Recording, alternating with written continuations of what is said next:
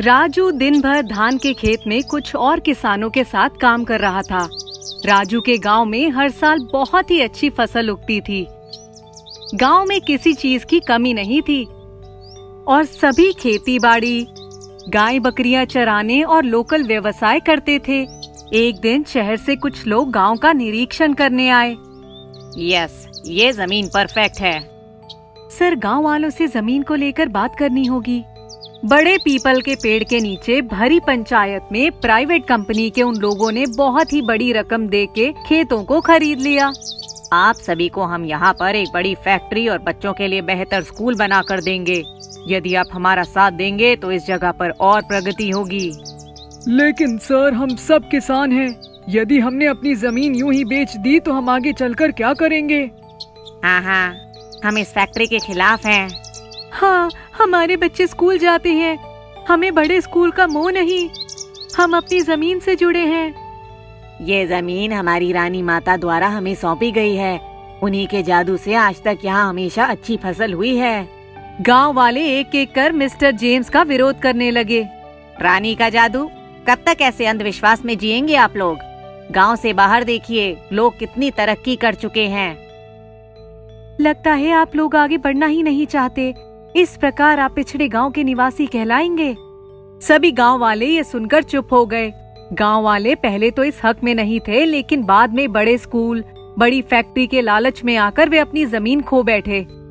अब गांव की उपजाऊ जमीन पर खेती नहीं होगी। सभी निवासी दुखी थे, बस इस कंपनी के वादों के भरोसे बैठे थे।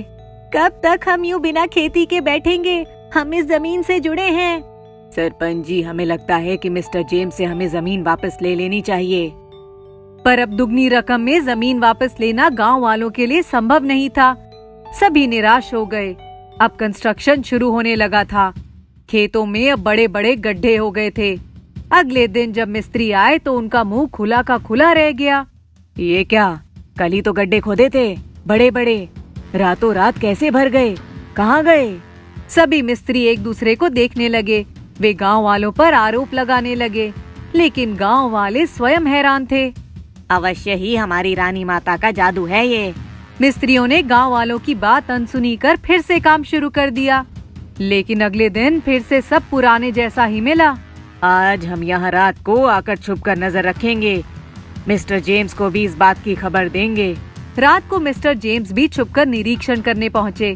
वे एक बड़े पेड़ के पीछे छुपकर खोदी हुई जमीन पर नजर रखने लगे। कौन हो तुम? यहाँ क्या कर रही हो? जानती नहीं इधर गांव वालों की अब जमीन नहीं है। वे अनजान महिला मिस्टर जेम्स की आवाज सुनकर मुड़ी और उनकी तरफ बढ़ी। हर कदम पर भारी घुंघरुओं की आवाज आ रही थी। ऐसा लग रहा था जैसे कहीं की महारानी हो। ये मेरी जमीन है और ये मेरा गांव है। इतनी जोर से आवाज सुनकर मिस्टर जेम्स घबरा गए। ऐसा लगा जैसा पूरा गांव आधी रात को उस महिला की आवाज से गूंज उठा हो। कौन हो तुम? कौन हो तुम? मैं हूँ इस गांव की महारानी, रानी माता, इस गांव की रक्षक। चले जाओ यहाँ से, चले जाओ। मिस्टर जेम्स डर से लड़खड़ाते हुए गिर गए। मिस्त्रियों ने उन्हें पकड़ा और सभी पीठ दिखाकर रातों रात गांव से भाग खड़े हुए। अगले दिन जमीन को पहले जैसा पाकर गांव के निवासी अत्यंत प्रसन्न हुए। एक बार फिर किसान खुश थे और गांव की महारानी हमेशा साई की तरह घूमती रहती थी। बहुत पुरानी बात है। भोला नाम का एक नौजवान था। उसके माँ बाप उसके लिए बहुत सी दौलत छोड़कर मर गए, लेकिन उसने अपने दोस्तों की संगत में पड़कर सब कुछ बर्बाद कर डाला। जब उसके पास कुछ भी नहीं बचा, तब उसके सभी दोस्तों ने भी उससे किनारा कर लिया। एक दिन भोला सोचने लगा कि अब क्या करे, पर अब कुछ नहीं हो सकता था। मजबूर होकर जो कुछ भी उसके पास बचा था, उसी से एक बैलगाड़ी खरीद ली और उसे किराए पर चलाने लगा। अब तक भोला को काफी अकल आ गई थी, इसलिए बहुत सोच समझकर पैसे खर्च करता था। हमेशा कुछ पैसे बचा कर रखता था। जब थोड़े पैसे हो जाते तब वह फिर से एक दो बैलों वाली गाड़ी खरीद लेता। इस प्रकार पैसे बचाते बचाते उसके पास लगभग 50 बैलगाड़ियां हो गईं। उन बैलगाड़ियों से उसे अच्छी आमदनी होने लगी। भोला अब आराम की जिंदगी बिताने लगा। एक बार वे अपनी खाली बैलगाड़ियों को लेकर वापस लौट रहा था। उसके साथ कुछ और लोग भी थे जो बैलगाड़ियों को हाँक रहे थे। तभी उसने देखा कि रास्ते में एक बहुत बड़ा सा खाली मैदान है जो हरी हरी घासों से भरा है। उसने सोचा 2 घड़ी वहीं बैठकर आराम कर ले। इतने में बैल भी मैदान में चरकर अपना पेट भर लेंगे और वह भी थोड़ा सुस्ता लेगा। यही सोचकर उसने बैलों को मैदान में चरने के लिए छोड़ दिया। खुद वहीं पेड़ के नीचे अपने आदमियों के साथ आराम करने लगा। थोड़ी ही देर में एक साधु जो कहीं से पैदल चले आ रहे थे वहां पहुंचे। वह भी उसी पेड़ की छाया में बैठ गए। दोनों में बातचीत हुई। फिर भोला ने खाना निकाला, खुद भी खाया और साधु को भी खिलाया। साधु बहुत खुश हुए। उन्होंने बड़े दिनों के बाद घर का बना खाना खाया था। साधु चुपके से भोला के कान में बोले, यहाँ से कुछ ही दूर पर एक जगह है जहाँ एक छिपा हुआ खजाना दफन है। उसमें इतनी दौलत है कि तुम सारी बैलगाड़ियों पर लाद दो तब भी वो खजाना खत्म नहीं होगा। ये सुनकर भोला बहुत खुश हुआ। उसने साधु से कहा, आप तो पहुँचे हुए महात्मा हैं।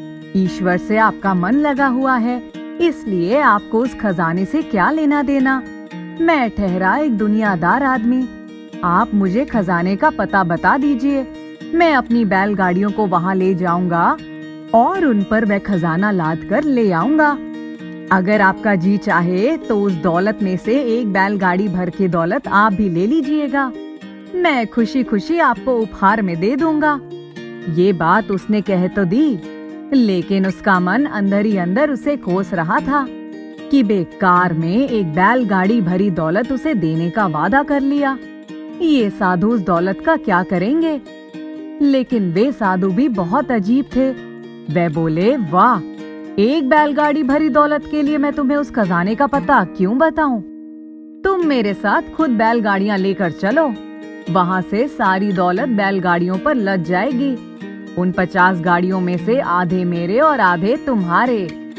मुझे आश्रम बनवाना है। अगर तुम्हें ये शर्त मंजूर है तो ठीक है, नहीं तो मैं अपना रास्ता पकड़ता हूँ। भोला ने सोचा 50 गाड़ियों पर भली दौलत भी कुछ कम नहीं होती। मेरी 7 पुश्तों के लिए भी काफी होंगी। इसलिए वह फौरन राजी हो गया। भोला साधु के साथ चल पड़ा। थोड़ा सफर करने के बाद वे पहाड़ियों के पास पहुँचे। आगे जाने का रास्ता बहुत ही संकरा था, इसीलिए बैलगाड़ियों को कतार बांधकर ले जाना पड़ा। थोड़ा आगे चलकर साधु ने कहा, मेरे पीछे पीछे चलो। वह साधु के पीछे पीछे चल पड़ा। थोड़ा आगे बढ़ने पर साधु ने कुछ लकड़ियां इकट्ठा की और आग जला दी। उन्होंने कोई मंत्र पढ़ा। मंत्र पढ़ते ही आग से गहरा धुआं उठा और ऊपर उठने लगा। जैसे ही धुआं हटा, वहां एक बहुत बड़ा सा टीला नजर आने लगा। देखते ही देखते पहाड़ियों तक जाने के लिए एक रास्ता बन गया। भोला ने गौर से देखा कि वह रास्ता पहाड़ी के ऊपर बनी हवेली के दरवाजे तक जाता था। दरवाजा खुल गया। वे दोनों बैलगाड़ियों सहित वहां तक पहुंच गए। भीतर दौलत के बहुत बड़े बड़े ढेर नजर आए। अशर्फियां, हीरे, मोती, सोना और चांदी। भोला ने एक साथ इतनी दौलत कभी ना देखी थी। उन्होंने जल्दी जल्दी बोरों में सभी कुछ भर लिया। खजाने वाली जगह से निकलकर बाहर निकलने लगे। तभी भोला ने देखा कि वे साधु फिर से दरवाजा खोलकर भीतर गए और वहां से एक सुनहरी डिबिया निकालकर अपनी जेब में रख लिया। इसके बाद वे दोनों वहां से बाहर निकल आए। बाहर आकर उन दोनों ने बैलगाड़ियों का बंटवारा कर लिया और आगे चले। भोला के दिल में लालच सवार हो गया था। उसने सोचा, ये कैसा साधु है जिसके आगे नाथ न पीछे पगहा। इतनी दौलत का करेगा क्या? उल्टे इतनी दौलत को संभालने में इसका कितना वक्त लगेगा, आश्रम बनवाने में कितना खर्च हो जाएगा। इतनी दौलत पाकर तो ये ईश्वर की प्रार्थना करना ही भूल जाएगा। यही सब सोचकर उसने साधु को आवाज लगाई। उसकी आवाज सुनकर साधु रुक गए। भोला नजदीक पहुंचकर बोला, आप तो साधु हैं, इतनी दौलत लेकर आप क्या करेंगे? फिर बैलों की देखभाल करने में आपको कितनी दिक्कत होगी। इससे अच्छा है कि आप अपने हिस्से की बैलगाड़ियों में से 5 मुझे दे दीजिए। ये बात सुनकर साधु ने पल भर सोचा, फिर बोले, तुम ठीक कहते हो, इतने बैलों की देखभाल करना सचमुच मुश्किल काम है। इनमें से जितने चाहो उतने ले लो। ये सुनकर भोला के मन में और लालच आ गया। उसने सोचा, मैंने बेकार में 5 बैलगाड़ियों की ही बात की, इससे अच्छा मैं उससे 10 बैलगाड़ियों की बात करता। धीरे धीरे उसने एक एक करके उस साधु से सारी बैलगाड़ियां मांग ली, लेकिन फिर भी उसका लालच खत्म नहीं हुआ। उसने साधु से कहा, अब जो सुनहरी डिबिया आपने अपनी जेब में रखी थी उसमें क्या है? तब उस साधु ने बताया कि उसमें एक ऐसा द्रव्य जिसको अगर कोई अपनी बाई आंख में लगा लेगा तब उसे आसपास जहां कहीं भी खजाना होगा दिखाई पड़ जाएगा। अगर दाहिनी आंख में लगाएगा तब वह जीवन भर के लिए अंधा हो जाएगा। भोला का लालच और बढ़ गया और उसने कहा, आपको इस डिबिया की क्या जरूरत है?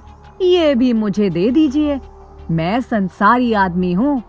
साधु ने भोला की तरफ एक बड़ी अजीब नजरों से देखा और बिना कोई आपत्ति किए सुनहरी डिबिया उसके हवाले कर दी। जैसे ही भोला ने डिबिया में से वे द्रव्य निकालकर बाईं आंख में लगाया, उसे वहां आसपास जितने भी खजाने थे सब दिखाई पड़ने लगे। उसकी आंखें चुंधिया गईं। भोला का लालच और बढ़ गया। उसने सोचा कि द्रव्य 2 तरह के काम कैसे कर सकता है। जरूर दूसरी आंख में लगाने से मुझे और भी खजाने दिखाई पड़ेंगे। उसने दूसरी आंख में भी वे द्रव्य लगा लिया। दूसरी आंख में द्रव्य लगाते ही वह दोनों आंखों से अंधा हो गया। उसको कुछ भी नहीं दिखाई पड़ रहा था। तब उसने उस साधु के पैर पकड़ लिए और बहुत रोया, गिड़गिड़ाया। साधु की बहुत खुशामद की, लेकिन साधु तो पहले से ही उसके लालच भरे बर्ताव से खिन्न हो चुके थे। उन्होंने उसको उसी हालत में छोड़ दिया और बैलगाड़ियों पर लदी सारी दौलत लेकर ना जाने किस दिशा में चले गए। भोला को अपनी लालच का फल मिल गया था। उसने लालच में पड़कर सारी मिली हुई दौलत भी गंवा दी थी।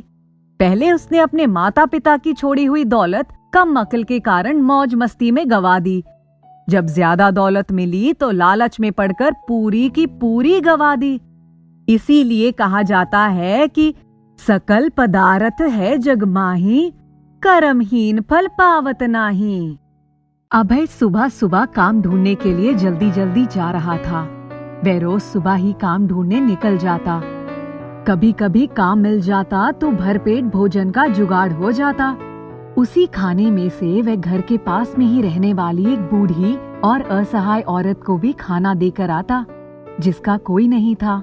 अगर काम नहीं मिलता तो 2 मुट्ठी चने खुद भी खाता और उसको भी देकर गुजारा कर लेता।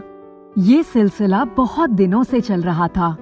एक दिन वह सोया तो उसे लगा कि किसी सफेद दाढ़ी वाले बाबा ने उसे उठाया और कहा, तुम्हारे आंगन में एक चांदी की तश्तरी पड़ी है, उसको ले लो, तुम्हारी तकदीर खुल जाएगी। वह अचानक उठकर बैठ गया। फिर ये सोचकर कि शायद ये कोई सपना था, सो गया।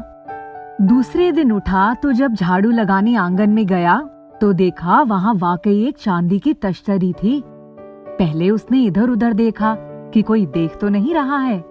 जब पूरी तरह आश्वस्त हो गया तो उसने झट से तश्तरी उठा ली। उसको घुमा फिरा कर चारों तरफ से देखा। वह तो काफी भारी लग रही थी।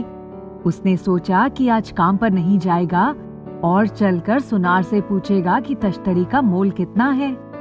सुनार से पता करने पर मालूम हुआ कि उसको बेचकर उसे 5 रुपए मिलेंगे। उसने कुछ सोचकर तश्तरी वापस ले ली और घर आ गया। उसने सोचा जब उसकी शादी होगी तब उसको बेचेगा और खूब खर्च करेगा। अब समस्या ये थी कि वे तश्तरी को रखे कहाँ। उसने घर के कोने में ही एक गड्ढा खोदा और कपड़े में बांधकर तश्तरी रख दी। उसके ऊपर मिट्टी डाल दी। जब वह घर पहुंचा तो उसने देखा कि जागीरदार का आदमी उसके दरवाजे के पास खड़ा था। वह जैसे ही ताला खोलने के लिए आगे बढ़ा, उस व्यक्ति ने पूछा, तुम्हारा नाम अभय है? वह बुरी तरह से डर गया। उसने सोचा कि आंगन से शायद तश्तरी उठाते हुए किसी ने देख लिया होगा। और अब वही पूछताछ करने आए हैं। वह बोला, हाँ मैं ही अभय हूँ, क्या बात है?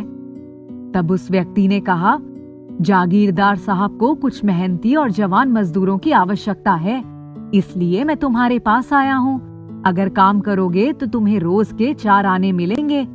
अभय को अपने कानों पर विश्वास नहीं हुआ। उसने कहा, क्यों नहीं, कल सुबह से ही हाजिर हो जाऊंगा।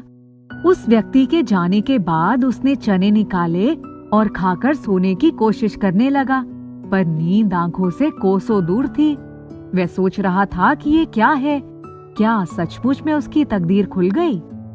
दूसरे दिन वह सुबह सुबह ही जागीरदार की हवेली की तरफ गया।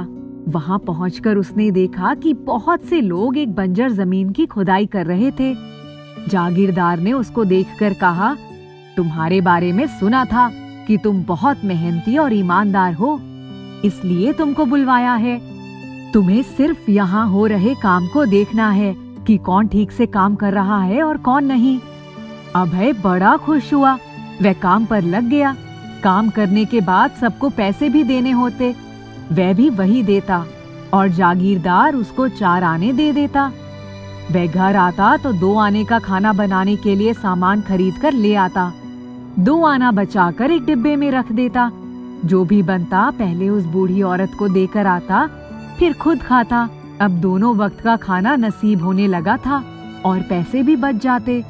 वह बहुत खुश था। जमीन की खुदाई लगभग पूरी हो चुकी थी। एक दिन वह उदास सा बैठा था। तभी जागीरदार आए और उन्होंने कहा, क्या बात है, कुछ परेशान हो?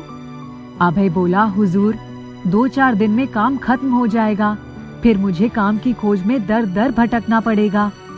जागीरदार ने उसकी पीठ थपथपाई और बोले, तुम चिंता क्यों करते हो?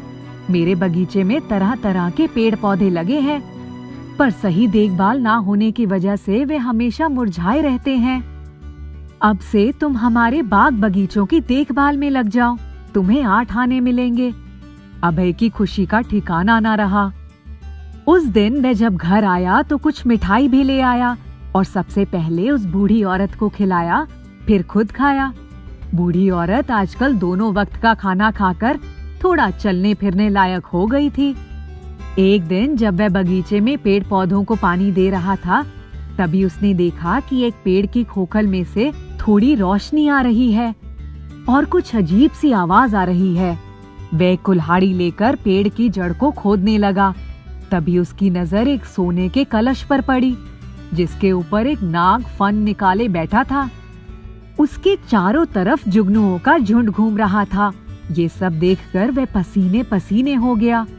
वह हिम्मत करके जैसे ही भीतर गया, तभी एक भारी भरकम आवाज सुनाई पड़ी, ये कलश बहुमूल्य रत्नों से भरा है, लेकिन ये उसी को मिलेगा जिसके हाथ से ये नाग दूध पी लेगा। अभय ने सोचा, ये बगीचा तो जागीरदार का है। वह सोचने लगा, इस पर तो उन्हीं का अधिकार होना चाहिए। मैं उनको अभी जाकर सब कुछ बताता हूँ। अभय पसीने से तरबतर जागीरदार के पास आया और जो कुछ देखा वह सुना था सब कुछ बता दिया। जागीरदार ने कहा, इसके पहले तो मुझे आज तक किसी ने ये बात नहीं बताई, चलो देखता हूँ। जागीरदार जब वहाँ पहुँचे तो उन्होंने देखा, वाकई वहाँ एक सोने का कलश था जिस पर नाग फन निकाले बैठा था। जागीरदार तुरंत एक बड़े कटोरे में दूध लेकर आए और उस नाग के सामने रख दिया, परंतु उस नाग ने तो मुंह ही नहीं लगाया। जागीरदार ने अपनी पत्नी और बेटी को भी बुलवा लिया। सबने दूध का कटोरा उसके सामने रखा, पर नाग ने दूध की तरफ देखा भी नहीं। जागीरदार ने अनमने मन से अभय से कहा, जरा तुम भी देखो। अभय ने जैसे ही टोकरा बढ़ाया, नाग ने झट से कटोरे में मुंह लगा दिया और सारा दूध पीकर एक तरफ सरक गया। जागीरदार का पूरा परिवार आश्चर्य से ये सब कुछ देख रहा था। अभय डर गया। उसने कहा, हुजूर अब क्या करें? जागीरदार एक भला आदमी था। उसने कहा, करना क्या है, तुम्हारे भाग्य से ही ये कलश मिला है, इस पर तुम्हारा अधिकार है, तुम इसे उठाओ। अभय बोला, नहीं नहीं हुजूर, आप ही उठाइए। जागीरदार ने जैसे ही कलश उठाने के लिए हाथ लगाया, नाग फिर आकर बैठ गया। जागीरदार बोला, अभय, ये कलश सिर्फ तुम्हें ही मिलेगा। जैसे ही अभय ने हाथ लगाया, आश्चर्य, नाग एक तरफ को खिसक गया। सभी लोग विस्मित से इस घटना को देख रहे थे। जमींदार ने अभय की पीठ पर हाथ फेरते हुए कहा, ले जाओ। अभय, ये कलश सिर्फ तुम्हारी तकदीर में ही लिखा है। अभय ने बड़े संकोच से कलश उठा लिया और जागीरदार की हवेली की तरफ बढ़ने लगा। तभी नाग आकर रास्ता रोकर बैठ गया। जागीरदार ने अभय से कहा, अभय, तुम अपने घर जाओ, हमारी हवेली नहीं। अभय अपने घर आ गया। उसने उस कलश को एक कोने में रख दिया और एक चादर से ढक दिया। रात को जब सोया तो वही सफेद दाढ़ी वाले बाबा फिर से उसके सपने में आए और बोले, अभय, सिर्फ खजाना मिलने से ही खुश मत हो। इस कलश में रखे धन का उपयोग परोपकार में ही करना। कुआं खुदवा दो, सड़क बनवा दो, मंदिर बनवा दो, गरीबों के रहने के लिए घर बनवा दो। तुम्हारी करुणा और दया की वजह से ही ये कलश तुम्हें मिला है। जितना दान पुण्य में लगाओगे उतना ही सुखी रहोगे। वह अचानक उठकर बैठ गया। दूसरे दिन वह जागीरदार के पास गया और उसने पूरी बात कह सुनाई। जागीरदार ने कहा, धन्य हो अभय, ईश्वर ने तुम्हें ही इस काम के लिए चुना है। इसमें मैं तुम्हारी जरूर मदद करूंगा। दूसरे दिन अभय ने सबसे पहले उस बूढ़ी औरत के लिए घर बनवाया और फिर जागीरदार की सहायता से वे सब काम करवाए जो सफेद दाढ़ी वाले बाबा ने कहा था। उस चांदी की तश्तरी ने उसकी तकदीर बदल दी। जागीरदार ने उसकी ईमानदारी से खुश होकर अपनी बेटी का विवाह उसके साथ करवा दिया। उन्होंने अपना पूरा जीवन परोपकार में बिताया और जीवन भर खुश रहे। एक गांव में रंगीला नाम का एक अनाथ नौजवान रहता था। वो बड़ा ही हंसमुख, नीलनसार, सेवाभावी और परोपकारी था। इसलिए उसका नाम लोगों ने रंगीला रख दिया था। वो पूरे गांव को ही अपना परिवार मानता था। इसलिए आवश्यकता पड़ने पर वो हर किसी की मदद करने को तैयार रहता था। उसके गांव के एक बुजुर्ग दीनदयाल बाजार से सर पर सामान लेकर आ रहे थे। रंगीला ने जब उन्हें देखा तो वो तेजी से आगे बढ़ा। रंगीला बोला, चाचा, इतना सारा सामान लेकर आप परेशान हो रहे हो, लाइए मुझे दे दीजिए, आपके घर तक पहुंचा देता हूँ। फिर दीनदयाल कहते हैं, जुग जुग जियो बेटा, अब बुढ़ापे में ज्यादा सामान नहीं ढो पाता हूँ। रंगीला ने चाचा का सामान उनके घर तक पहुंचा दिया। फिर दीनदयाल जी बोले, बैठ बेटा, पानी तो पी ले। चाचा, अभी अपने घर से ही तो खा पी कर आया हूँ, चलता हूँ, पाए लगो। दीनदयाल जी बोले, भगवान तुम्हें सदा खुशहाल रखे। रंगीला आगे बढ़ा ही था कि पड़ोस की बुजुर्ग चाची को कुएं पर पानी खींचते हुए देख लिया। चाची ने कहा, रहने दे बेटा, मैं कुएं से पानी निकाल दूंगी। फिर रंगीला बोलता है, चाची, ये मुस्टंडा रंगीला किस लिए है? मैं अभी खींच देता हूँ। बेटा, तू तो सबके लिए दौड़ दौड़ कर काम करता है, कभी अपने लिए कुछ सोचा है? अपने बारे में क्या सोचूं चाची, आप सभी मेरे अपने हैं। इसी तरह खुशी खुशी जिंदगी कट जाएगी। बहुरिया कब ला रहा है? बिहा कर ले और घर बसा ले। रंगीला शर्माते हुए आगे बढ़ गया। होरी दादा ने रंगीला को देखते ही उसके हाथ में एक तेल का डब्बा पकड़ा दिया और बोले, अरे रंगीला, उस तरफ जा रहे हो, मेरे लिए कोटेदार के यहाँ से 5 लीटर मट्टी का तेल लेते आ। अगर तेल ना मिला तो आज घर में अंधेरा होगा। फिर रंगीला कहता है, दादा क्यों फिक्र करते हो, कुछ ही देर में मट्टी का तेल आपके सामने हाजिर हो जाएगा। हाँ, और कुछ चाहिए तो बोलिए, चलता हूँ। फिर होरी दादा कहते हैं, बस मिट्टी का तेल ही चाहिए।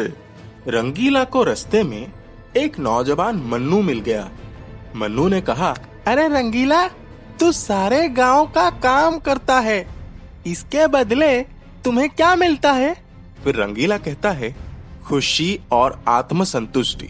इतना कहकर रंगीला मुस्कुराते हुए आगे बढ़ गया। आज दिवाली के दिन लोग त्योहार मनाने के लिए तैयारियां कर रहे थे।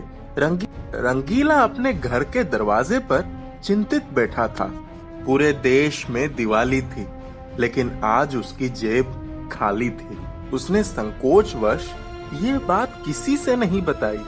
सबके दुख दर्द में काम आने वाला रंगीला आज खुद अपने ही दुख में बदरंग हो चुका था। इतने में मन्नू उसके पास आ गया और बोला, क्या बात है रंगीला, आज तुम्हारे चेहरे का रंग कुछ फीका फीका लग रहा है। दिवाली की तैयारियां कैसी चल रही है? फिर रंगीला कहता है, अकेले के लिए क्या तैयारी करना, दिया जला लूंगा, दिवाली मना लूंगा। तुम्हारे तो मजे हैं। चाचा जी ने काफी मिठाइयाँ और पटाखे लाए हैं। मस्त मजे से मिठाई खाओ और खूब खुशी से पटाखे जलाओ। फिर मन्नू ने कहा, चलता हूँ, फिर मिलेंगे। रंगीला बेमन से उठा और जंगल की तरफ चल पड़ा। उसे अपना गुजरा जमाना याद आ रहा था। वो पटाखे और मिठाइयाँ याद आ रही थी। मन खिन्न हो गया। वो मुंह लटकाकर बड़े बरगद के पेड़ के नीचे बैठ गया। बूढ़े बरगद पेड़ पर बैठा हुआ एक भूत उसे देख रहा था। वो एक साधु के रूप में आकर रंगीला के सामने खड़ा हो गया और बोला, क्या बात है बेटा, बहुत उदास दिखाई दे रहे हो। फिर रंगीला ने कहा, महाराज, आज दिवाली है, सबके घर में उजाला प्रकाश होगा। मेरी दुनिया अंधकार से भरी हुई है। मेरे पास तो दिए खरीदने के भी पैसे नहीं हैं। दिवाली का उजाला भला कैसे देख पाऊंगा? मेरी जेब खाली है। फिर उस भूत ने कहा, बेटा, तुम चिंता मत करो, तुम सबकी मदद करते हो, सबका भला चाहते हो। तुम्हारे जीवन में अंधेरा हो ही नहीं सकता। मैं तुम्हें एक उपहार देता हूँ, उस उपहार से तुम्हारे जीवन में उजाला हो जाएगा। इतना कहकर उस भूत ने अपने थैली में से निकालकर एक टॉर्च रंगीला के हाथ में रख दिया। रंगीला ने बोला, महाराज, ये टॉर्च? फिर भूत ने कहा, बेटा, ये कोई मामूली टॉर्च नहीं है। इसका चमत्कार देखोगे तो हैरान हो जाओगे। इससे जो भी मांगोगे तत्काल पाओगे। ये तुम्हारे जीवन में सदैव उजाला फैलाती रहेगी। इसके चमत्कार का एक नमूना तुम्हें दिखाता हूँ। ए तिलस्मी टॉर्च, कुछ रुपए धन दौलत पेश कर, मिठाइयाँ और पटाखे देकर इस बालक की दिवाली को यादगार बना दे। पलक झपकते ही 1 रुपयों से भरी थैली सामने आ गई। दूसरे तरफ पटाखे और मिठाइयों के कई डब्बे सज गए। बेटा, ये सब ले लो और अपनी दिवाली को शानदार यादगार बना दो।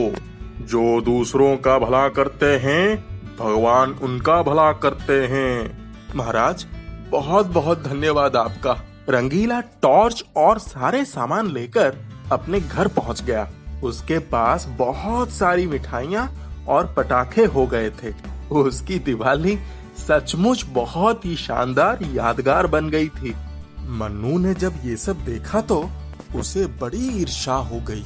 अरे रंगीला, आज सवेरे तो तेरे चेहरे पर हवाइयाँ उड़ रही थी, अब देख रहा हूँ तो तू बादशाह बन गया है। अचानक कोई खजाना तेरे हाथ लग गया है क्या? उस नीली छतरी वाले की और माँ लक्ष्मी की कृपा है। अरे आओ आओ, शर्माओ नहीं, तुम भी मिठाई खा लो। मन्नू मिठाइयों का स्वाद ले रहा था और मन ही मन सोच रहा था कि आखिर ये सब चमत्कार हुआ कैसे।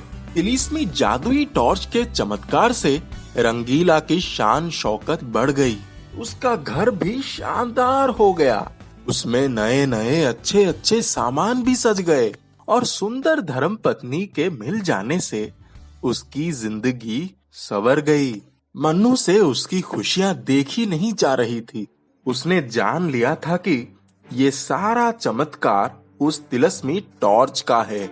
उस टॉर्च को चुराने के लिए वो योजना बनाने लगा। वो एक रात दबे पांव रंगीला के घर में प्रवेश कर गया। वो टॉर्च के पास पहुंच गया। जैसे ही उसने टॉर्च को छुआ, सारे घर में उजाला फैल गया। टॉर्च अपने